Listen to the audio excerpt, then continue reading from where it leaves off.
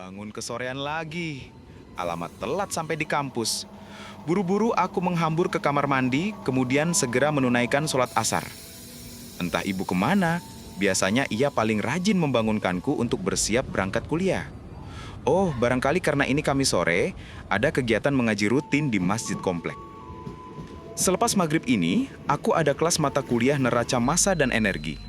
Berhubung jumlah SKS-nya 3, mau tak mau harus ikut serta.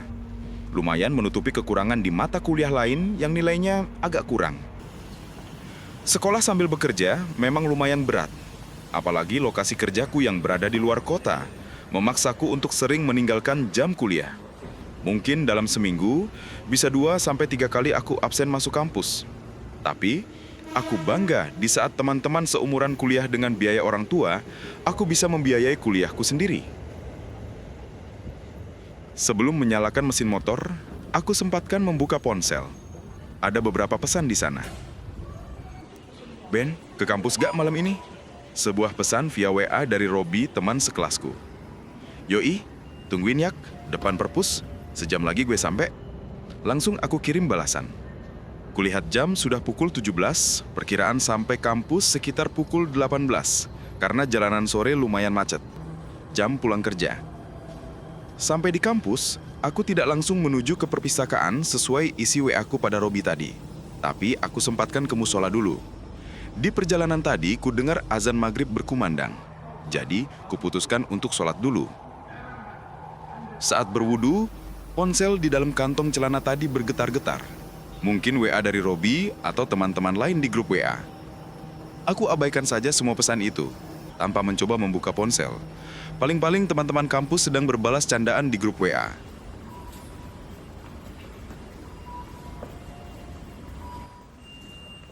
Keluar dari musola, kulihat jam di tangan menunjukkan pukul 18.30. Sekitar 10 menit lagi Pak Renald, dosen killer itu akan masuk kelas. Namun anehnya, di musola tadi aku tak bertemu satupun teman sekelas. Yang ada hanya mahasiswa dari jurusan lain sekitar 2 atau 3 orang saja. Itu pun mereka sudah selesai jam kuliahnya. Biasanya sebelum masuk jam Pak Renald, teman-teman sekelasku itu masih berkumpul di depan musola sekedar berbincang-bincang atau kadang malah tidur-tiduran di saf belakang.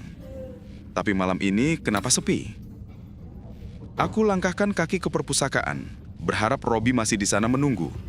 Melewati pelataran ruang-ruang kelas yang sepi, tak berhuni, yang biasanya ramai di hari-hari tertentu, tapi tidak malam ini. Beberapa langkah lagi menuju perpustakaan, tak kulihat tanda-tanda kehidupan di sana. Robi tak terlihat batang hidungnya. Kulihat ke arah kelas di sebelah kanan ruang perpustakaan ini juga belum ada yang batang. Kosong. Mereka harus melewati ruangan perpustakaan ini dulu sebelum masuk ke ruang kelas. Termasuk Pak Renald. Pasti dia juga akan lewat di sini, di depan bangku kayu panjang yang kududuki ini. Melihat situasi yang mulai tak mengenakan, segera aku arahkan tangan kananku ke kantong celana, hendak mengambil ponsel. Tiba-tiba ku dengar suara langkah kaki sedikit berlari dari arah kiri. Ah, email dan Dani rupanya. Sepertinya pasaran telat ini cemas takut terlambat lagi. Lega, ternyata aku tak sendirian. Den, kok sendirian? Yang lain kemana? Email yang masih ngos-ngosan karena tadi terburu-buru bertanya padaku. Tahu nih, pada kemana tuh bocah-bocah? Tadi aku janjian di sini nih sama Robi, gak kelihatan juga. Aku pun menimpali. Coba kita cek grup kali. Ada kabar apa gitu? Jangan-jangan Pak Renard nggak masuk lagi. Dani mulai angkat suara. Dari tadi masuk musola, keluar musola, dan akhirnya sampai di depan perpustakaan ini tadi, aku belum membuka sedikit pun ponselku. Karena tadi terburu-buru, takut dosen sudah datang duluan. Belum sempat kami membuka ponsel masing-masing, tiba-tiba terdengar suara berat menyapa. Selamat malam. Perasaan tadi aku tidak mendengar suara langkah kaki bersepatu dari kejauhan. Kok tiba-tiba sudah ada Pak Reynald di depan kami? Ia berjalan memasuki ruang kelas.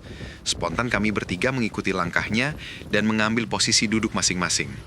Seperti biasa, aku mengambil tempat mepet tembok dekat jendela, dekat pintu pula. Kulihat email dan Dani di kursi agak ke tengah. Gedung perkuliahan ini memang sudah tua. Ada pilar-pilar tinggi besar yang menandai usianya yang mungkin telah hampir 1 abad. Semua ruang kelas ber-AC, termasuk kelasku sekarang ini. Apa AC di kelasku baru saja diservis, Aku sampai merinding-rinding sejak masuk kelas tadi karena dinginnya. Mungkin juga karena bawaan mendung dari sore tadi, jadi udara lebih sejuk. Aku melihat kedua temanku yang lain, Imel dan Dani, sedang membuka-buka buku materi kuliah.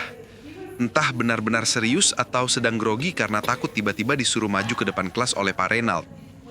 Memang biasanya hampir setiap tatap muka, Pak Reynald yang terkenal merupakan dosen killer ini hobi sekali menyuruh mahasiswa menyelesaikan tugas soal di papan tulis. Namun, dia juga tak segan memberikan nilai paling istimewa jika jawaban yang diberikan memuaskan. Aneh, dosen bertampang garang dengan jambang lebat di kedua pipi hingga ke leher ini biasanya tak sediam ini. Hingga 10 menit di dalam kelas, ia hanya terlihat terpekur duduk di belakang meja sambil menulis-nulis sesuatu. Sampai akhirnya Pak Reynald berdehem, membuat kami bertiga seketika melemparkan pandangan ke depan.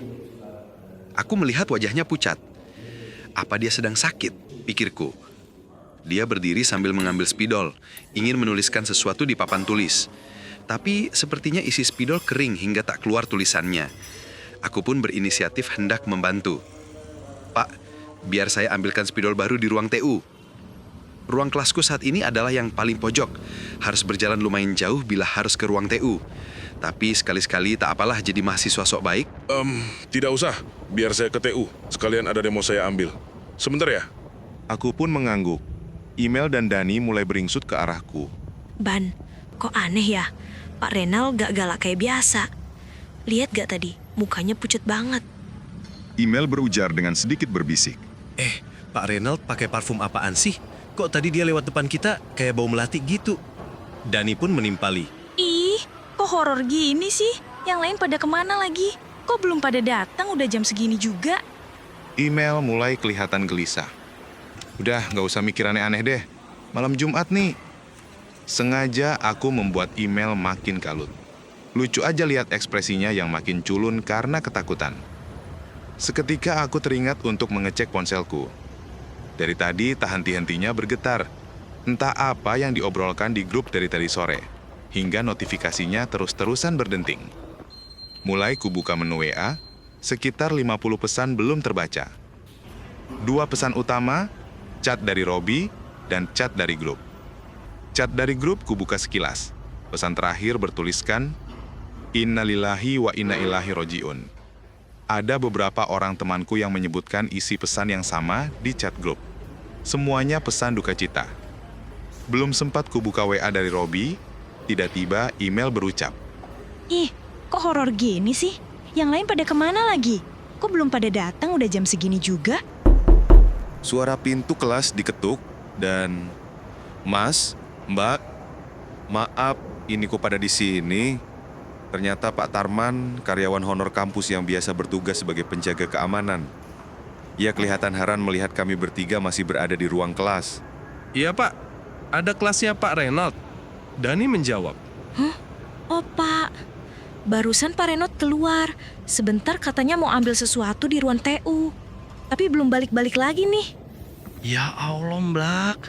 Pak Reynald kan sudah meninggal. Tadi sore kena serangan jantung waktu mau berangkat ke kampus. Makanya ini satu jurusan diliburkan. Dosen-dosen pada taziah. Ya Allah, astagfirullah. Jadi yang kita lihat tadi di kelas ini siapa guys? Dengkulku terasa mau copot. Bulu kuduk spontan berdiri setegak-tegaknya. Segera kami bertiga menghambur keluar setengah berlari, meninggalkan Pak Tarman yang terbengong-bengong melihat kami yang lari terbirit-birit.